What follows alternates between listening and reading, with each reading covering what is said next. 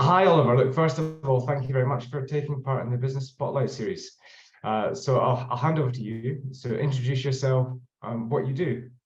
So I'm Oliver Bruce. I'm an entrepreneur. I run a content marketing agency where we produce social first content for brands online, offline, nationally and internationally. The company's called PinPoint Media.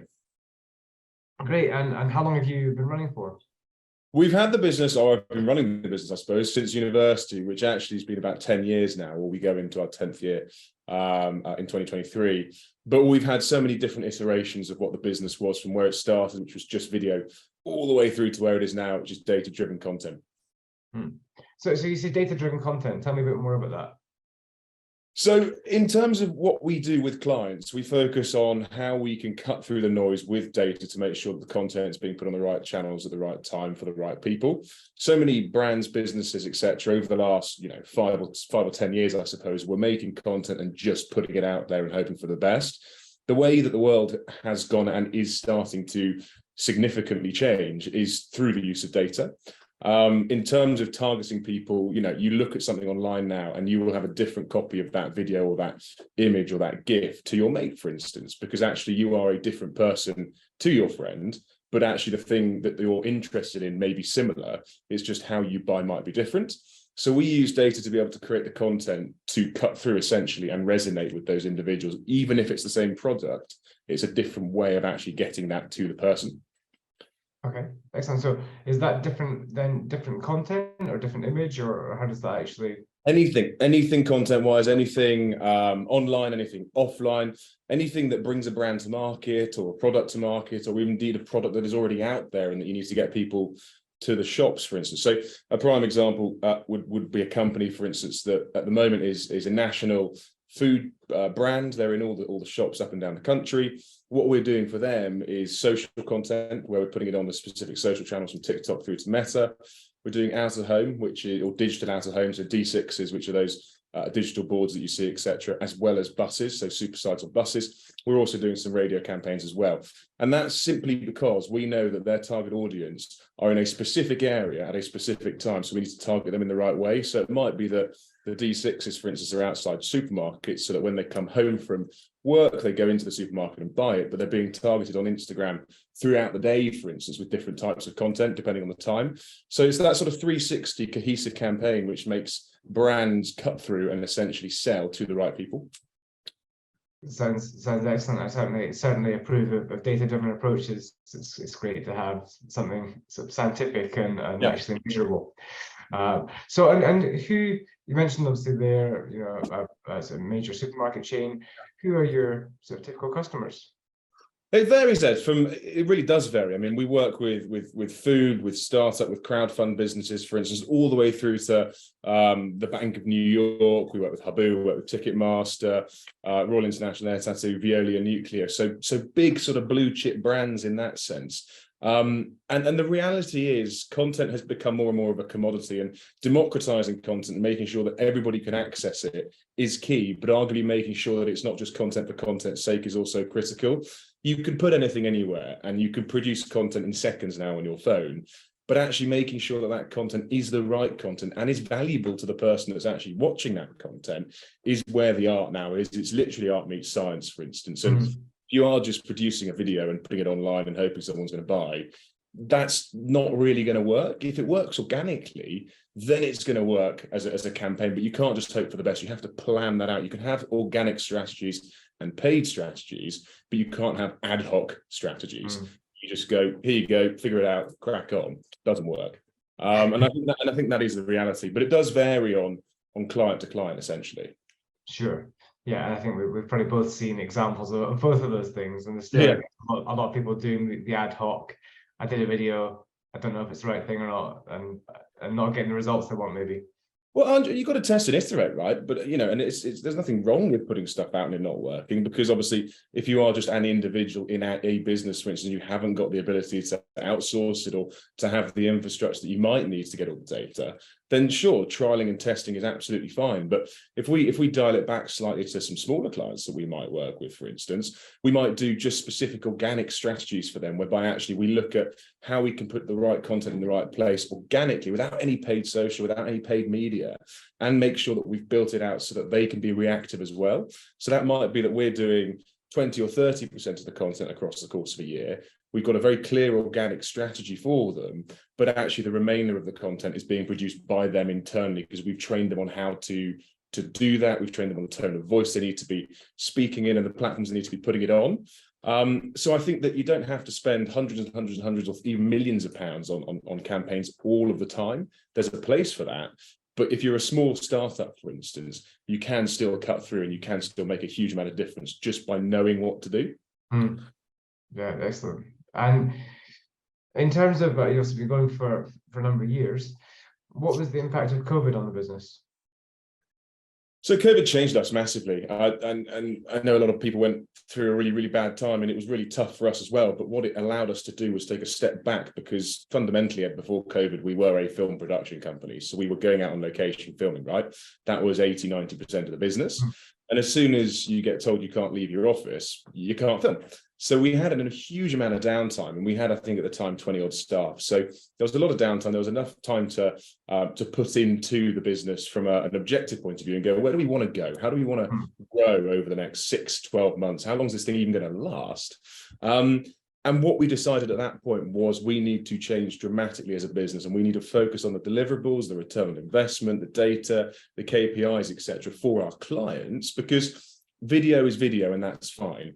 But actually making sure that it performs correctly is where people are going to want to be. A pound in needs to be £10 out, for instance. And this has become accentuated to a certain extent as we go into, or we're already in, I suppose, but this recession, which is, going to be 18, 24 months long. We need to make sure that every single pound and every single penny that brands are putting into marketing, whether that's out of home, whether that's online, whether that's digital, is going to generate them some sort of revenue alongside their strategy. And it might be that it's brand awareness, and that might be their KPI, but it might also be that they want £10 from their pound investment, for instance. And that first came out the back end of the pandemic. We rebranded, re-strategized, refocused, and basically realigned the whole business to focus on this very, very clear vision that we need to make sure our clients are generating something from the content that we're producing. Yeah, excellent. I think really, really important points. And obviously, you mentioned there the potential downturn in the economy and challenges that come with that. What do you see as challenges going forward for the business?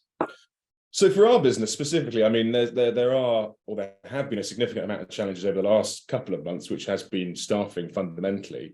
I think as we move into this recession, staffing is going to become slightly easier because there's going to be more people around. In terms of challenges for us, I suppose, that are forthcoming, it will be the downturn in marketing spend for some businesses. Now, other brands and other businesses that maybe have a more sort of fruitful, I suppose, portfolio of campaigns will start and will continue to spend, and that's great. But the SMEs and the startups of the world, they'll batten the hatches and they'll look after every pound and penny, and rightly so, because you can't be spending money on things that are a hedge right now. You need to be making sure you're spending it on things that are deliverable and proper, which again aligns perfectly with what we're doing as a brand, because we know that what we're doing will generate X, Y, and Z, right? I think for us as a business, there's going to be challenges fundamentally as people start to question things and go, do I do that now or do I wait 6 months? But the reality is, I think that's just part and parcel of business. It's also cyclical. People have always gone through a do I in-house it or do I outsource it process for every seemingly 5 years. People go, do I take it in-house or do I outsource it to an agency? And over the next couple of months for us, I think people are going to go, actually, I'm going to potentially just do some ad hoc campaigns in-house and just batten the hatch a little bit and just see how they go. But again, we haven't seen a downturn. We've grown 120% this year. So for us as a business, we've been okay. But I think that's entirely driven around the fact that everything is measurable. And that's going to be clear as we go through the recession. People are going to want to see a return on their investment. Yeah, absolutely. And I think we would agree and say that marketing or marketing-related content should be an investment, not a cost. Because of that, because you're testing, measuring, because you're working out what works. Yeah, absolutely. And if it's not, you might, for instance, do what we do essentially as a business, where we have 20% of our entire time across the course of a year as R&D time, right? So what we do by that is we call it investment. So we would invest in the team to go and do something that might be innovative for the business, might be innovative for them, might be, game changing or market leading, for instance. So a prime example is that we're building out a virtual office in the metaverse at the moment, which will launch in January, which has been entirely built through R&D time, right? And we've got a whole virtual reality office. We've got the Oculus headsets, for instance, you can walk around, you can interact. We built this whole thing out, but that was entirely done through R&D. Now, going into this recession with brands and with businesses, for instance, they may well have their 80% of absolutes and understandings and investments that they know will pay off. But actually, if they can afford to be a little bit more risky and have 20% worth of kind of investment and hedge time, that might be a bad thing, because they'll learn a lot of lessons from that. Yeah, excellent. Really interesting as well, the metaverse part. So definitely a growing part. And so, I mean, what on a slightly different note, what would you say has been the biggest learning you've had as a business owner? You've been doing it for a while now. Yeah, the biggest learning. It's make sure you charge correctly, to be brutally honest with you. When we started, we had a business model which was economy of scale. So we did high volume content at low cost, and that's great, and that serves a purpose. But in terms of actually being able to deliver something that's right for the client, that everybody can win from, you make profit as a business, they are being looked after correctly, you have to charge correctly to do that. You can't undercut people on cost just to win the job. You can, granted, and some people do that, and we do if it's a fame project, granted. But in terms of making sure that you have a sustainable and scalable business, you have to make sure your numbers are right, and being able to hire, as we've seen over the last 6-8 months, to be able to hire ahead of the curve, you need to know that at the point that that job lands, you will have that profit in there to be able to offset. Now, it might not be the most profitable year for us this year because we've invested in so many different people in so many different business areas, but revenue has grown 120%. But that's because we structurally set it up like that. Next year, however, will be far more profitable because we've got the infrastructure in place and the billings are correct. So for me, over the last handful of years, or let's just say decades, making sure you know your numbers is critical, absolutely critical. Great, yeah, definitely great advice. And what inspires you, Oliver? That's a really good question. For me, just generally in life, it's making something bigger than the sum of its own parts. So like, for instance, any business, any podcast that you might have launched, whatever, if it's bigger than the individual that came up with it, then I think that is exciting. So, we're at the moment building a platform out for next year for the business ourselves, which we might look to launch to other agencies. Now, that will be bigger than us as an agency, but it will have been ideated by us as an agency. And that for me is very exciting. Yeah, great. Yeah, that's definitely a very rewarding part of having a business and growing it and seeing it grow. And as a final thing, is there any sort of offer or news you'd like to share with the audience? Not so much an offer, but we found out this morning on Spotify Wrapped, if you go onto Spotify Wrapped and type in Successes in the Mind, that's my podcast, and we interview business leaders internationally, actually, with the top 5% globally of podcasts, according to Spotify. Check it out, go and subscribe or whatever you need to do, follow it, listen to it. I think there's about 60 episodes, but it's with business leaders of billion-dollar businesses all the way down to, £100,000 startups. And if you happen to be flying Virgin Atlantic over the next 6 months, we're on all in-flight entertainment internationally. So just type in Success in the Mind and it'll come up. Excellent. That sounds brilliant. Well, thank you very much for taking part. Really appreciate it. And thank you for sharing as well. It's very interesting what you do. And I think, as you say, very appropriate moving forward with the different coming up. Thank you so much.